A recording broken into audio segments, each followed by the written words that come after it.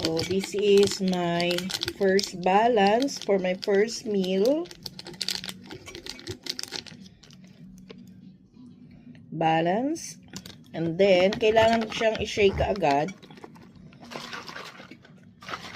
Kasi, nagpo-form siya ng thickness.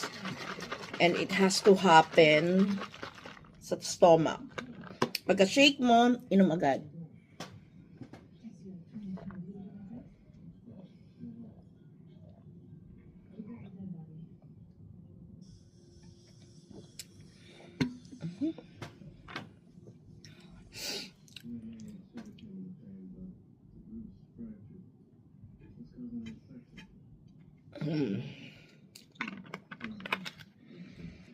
Okay. Tapos, hintay lang ako ng few minutes para mag-coat siya sa stomach. Mga 10 minutes. And then, kain na ako ng dinner.